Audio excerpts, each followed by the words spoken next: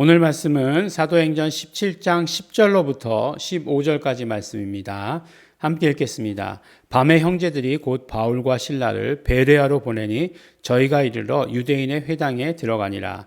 베레아 사람은 데살로니가에 있는 사람보다 더 신사적이어서 간절한 마음으로 말씀을 받고 이것이 그러한가 하여 날마다 성경을 상고하므로 그 중에 믿는 사람이 많고 또 헬라의 귀 부인들과 남자가 적지 아니하나 데살로니가에 있는 유대인들이 바울이 하나님의 말씀을 베레아에서도 전하는 줄 알고 거기도 가서 무리를 움직여 소동케 하거늘 형제들이 곧 바울을 내어 보내어 바다까지 가게 하되 실라와 디모데는 아직 거기 유하더라.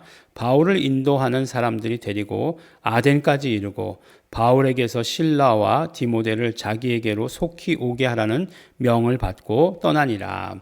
아멘. 네.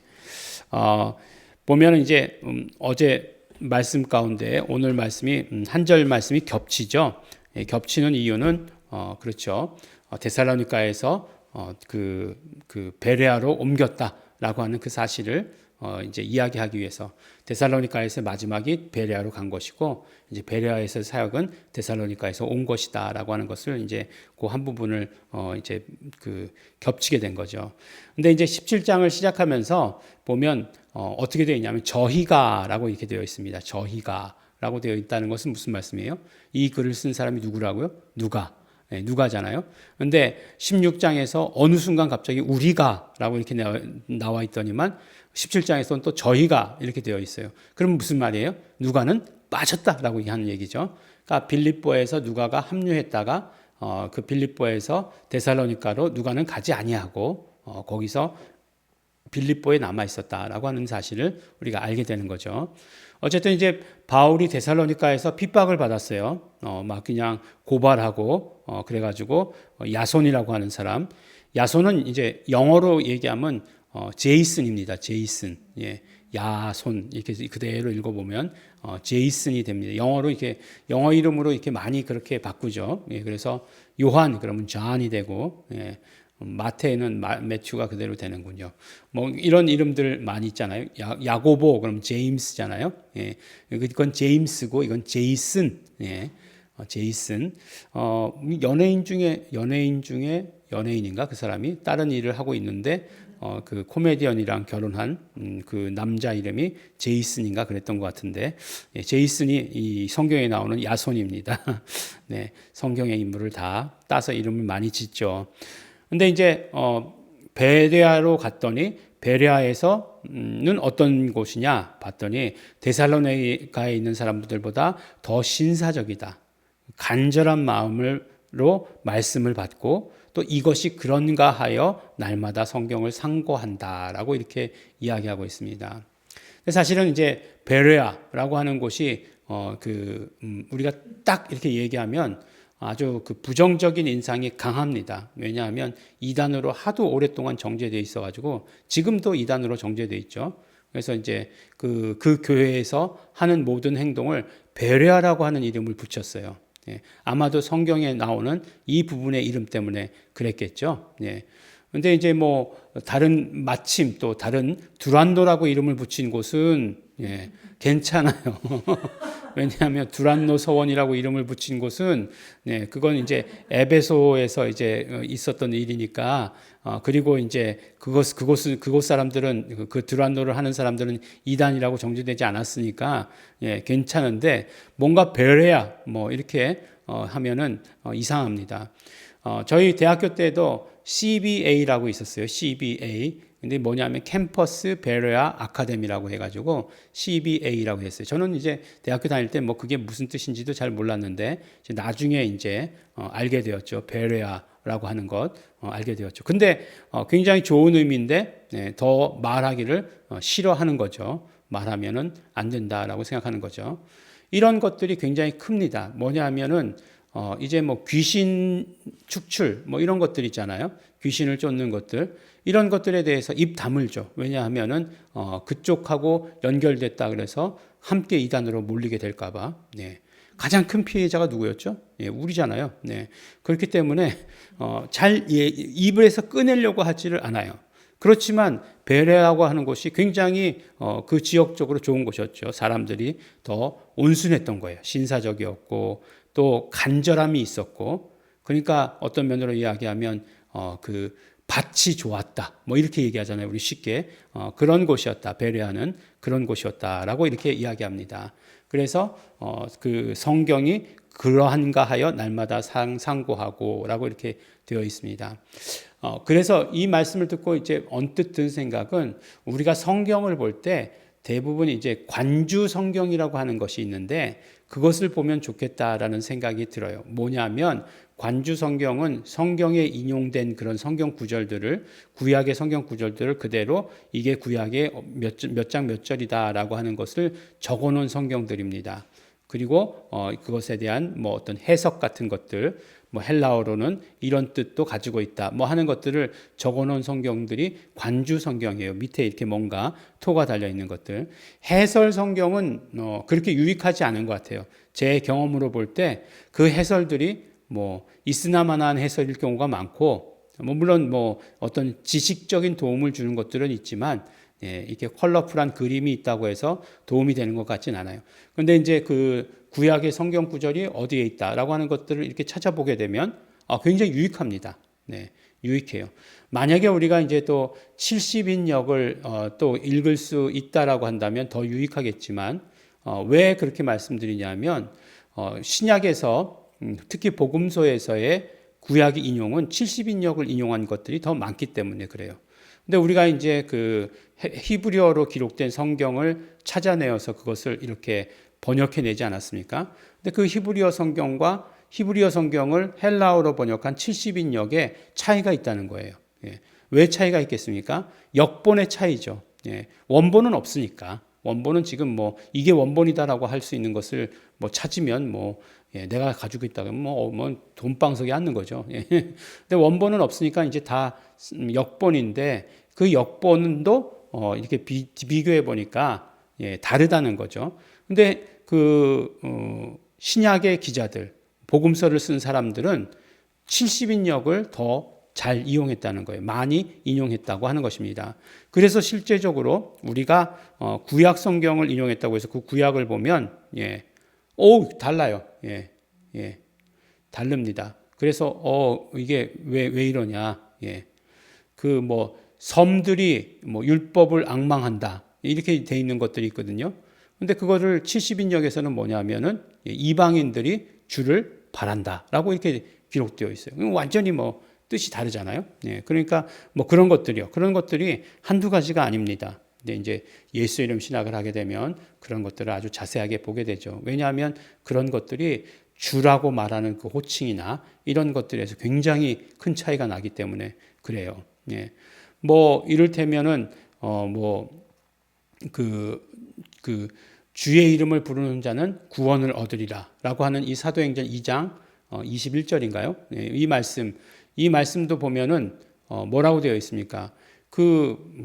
히브리어 성경을 보면은 뭐라고 되어 있냐면 누구든지 여호와의 이름을 부르는 자는 구원을 얻는다라고 이렇게 되어 있는 거예요.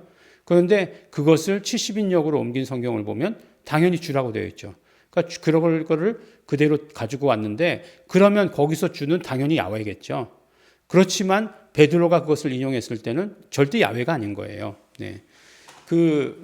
예전에 제가 그런 적이 있었죠. 이제 여호와 증인을 만나면 신약에 여호와라고 되어 있는 것이 한 번이라도 나오면 내가 믿어줄게 이렇게 얘기했던 적이 있었어요. 아주 이런 것들은 뭐 굉장한 용기죠. 용기를 가지고 얘기한 건데 사실 이렇게는 얘기하지 마시기 바랍니다. 여러분들도.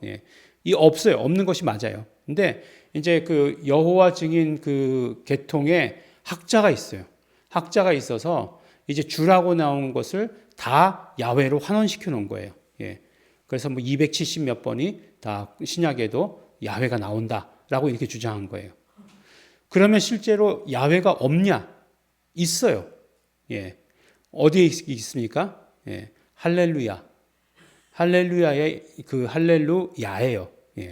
그게 계시록에 나옵니다. 할렐루야가. 그러니까 없다고 얘기할 수는 없는 거죠. 완전히 없다 이렇게 얘기할 수는 없는 거죠. 물론 이제 할렐루야에 대해서 이제 더 많은 연구가 필요하겠지만 이제 유일하게 있는 것이 이제 할렐루야에 남아 있다는 거죠. 그러니까 뭐 이렇게 단정적으로 막 이렇게 얘기하는 것 이런 것들은 하지 말아야 된다는 거예요.